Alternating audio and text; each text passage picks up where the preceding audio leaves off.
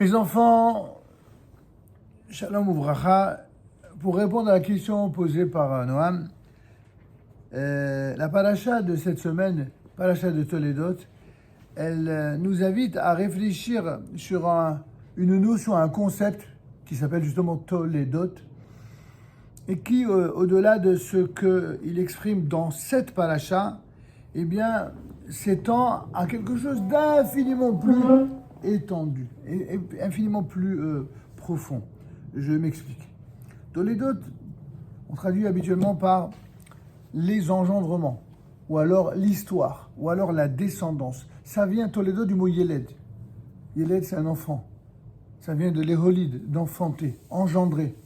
Qu'est-ce que c'est que Toledot, les engendrements? C'est quoi qui constitue l'histoire d'une famille? L'histoire d'une famille, l'histoire d'un peuple, l'histoire d'une nation. C'est quoi l'histoire? C'est l'histoire de la vie, de la transmission qui passe par le père, le fils et le petit-fils, au minimum, et des fois par-delà, au-delà. C'est quoi la vie d'un juif qui a réussi sa vie? C'est lorsque un juif a reçu la Torah de son père et de son grand-père, et qu'à son tour, il va la transmettre à son fils et à son petit-fils, à ses enfants et ses petits-enfants de manière générale. Pourquoi je parle de fils et pas de filles? Pourquoi les filles, elles n'ont pas besoin de recevoir la Torah? Bien sûr que si. Surtout aujourd'hui où les filles étudient au moins autant, si ce n'est plus que les garçons. Les filles ont devoir d'étudier, mais pas de la même manière et pas les mêmes choses, pas les mêmes sujets. Il y a un devoir absolu pour un enfant d'étudier la Torah parce que sans la Torah, un homme, malheureusement, il est voué à être l'esclave de ce qu'on appelle dans la tradition le Yetzer Hara, c'est-à-dire le mauvais penchant ou le mauvais conseiller. On est tous le résultat de ce qu'on a reçu ou pas de nos parents, de nos maîtres, mais aussi de nos fréquentations, de notre entourage à l'école, n'est-ce pas? Mais à l'école, il n'y a pas que des garçons ou des filles bien. Il n'y a pas que de bonnes influences. Seulement, et c'est ça le chidouche, c'est ça la nouveauté de cette paracha. On vient nous dire ici quelque chose d'étonnant. Voici la descendance de Yitzhak, fils d'Abraham. Abraham engendra Yitzhak. Ben, on n'est pas des sous-doués. On a bien compris que si Yitzhak, il est fils d'Abraham, ça veut bien dire qu'Abraham a engendré Yitzhak. Si tu dis que toi, tu es le fils de ton père, ça veut dire que ton père, il est bien le père de son fils. Oui ou non? Oui. Pas shoot. Alors si c'est ici pas shoot, pourquoi la Torah? Et la Torah, s'il y a bien un univers qui ne parle jamais pour ne rien dire, c'est bien la Torah. Alors si la Torah nous dit cela, elle veut nous enseigner quelque chose de très très profond. C'est qu'il ne suffit pas d'être le fils sur le plan physique, sur le plan naturel de son père et de sa mère. La question est de savoir si le père et la mère seront fiers d'avoir un fils ou une fille comme les enfants qu'ils ont. C'est pas gagné d'avance.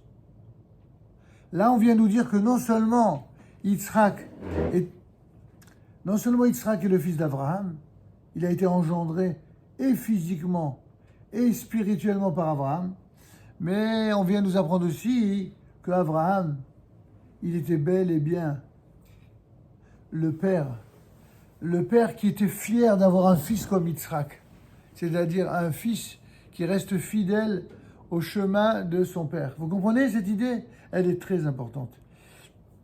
Nos sages ont donné différents commentaires pour expliquer cette apparente précision inutile. En vérité, elle est bien sûr pas inutile comme vous venez de le comprendre, mais il y a une autre raison. C'est que pendant très très très longtemps, eh bien, Abraham, tout comme Yitzhak par la suite, vont rester des années avant d'avoir des enfants. Souvent, on le voit, les grands tzadikim et surtout les grands patriarches et matriarches d'Israël, Abraham, Yitzhak, Yaakov, mais également Sarah, Rivka, Rachel et Léa, elles ont eu un mal fou à avoir des enfants. Pas toutes, mais presque. Ça a mis beaucoup de temps. À cela, on dit comment que ça se fait? Si c'est des saints, si c'est... Habituellement, quand quelqu'un a du mal à avoir des enfants, il va voir un rabbin.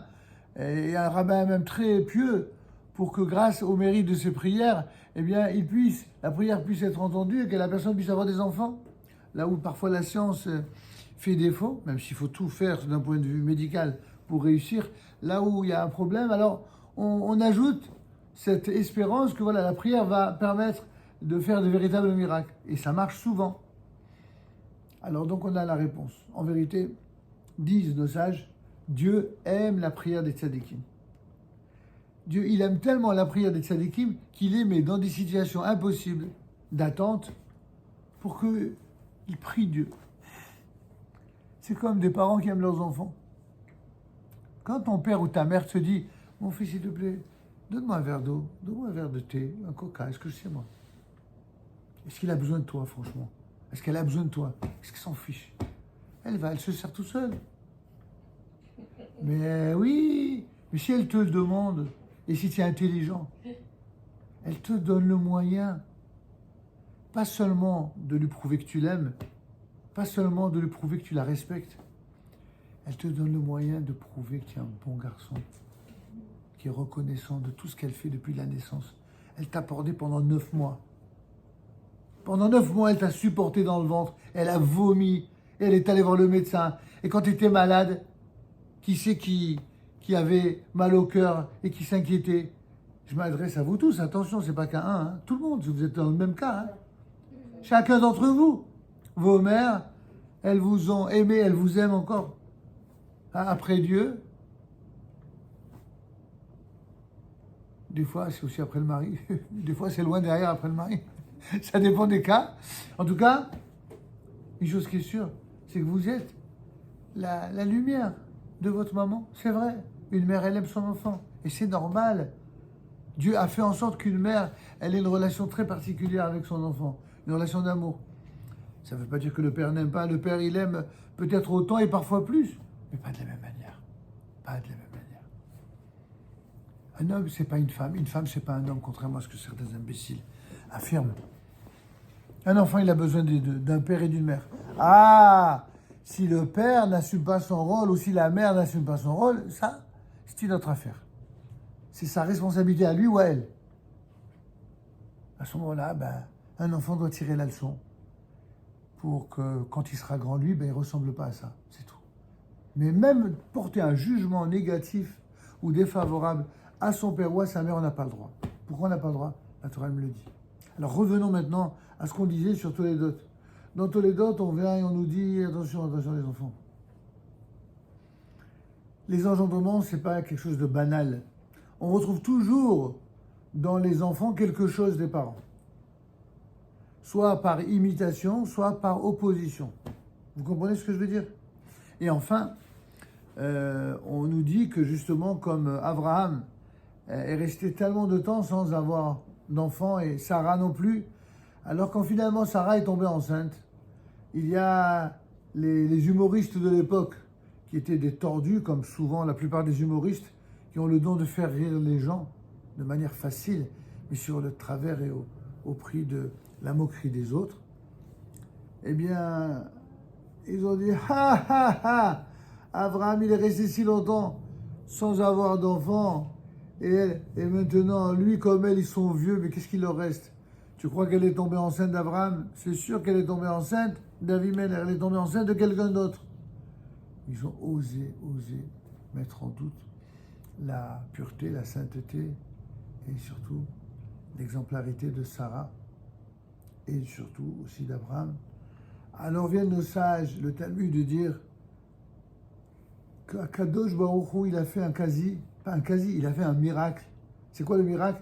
C'est que la ressemblance physique, elle était tellement puissante, elle était tellement totale entre Abraham et Yitzhak, que tous ceux qui voyaient Yitzhak pouvaient affirmer « Waouh, c'est fou comme il ressemble à son père ».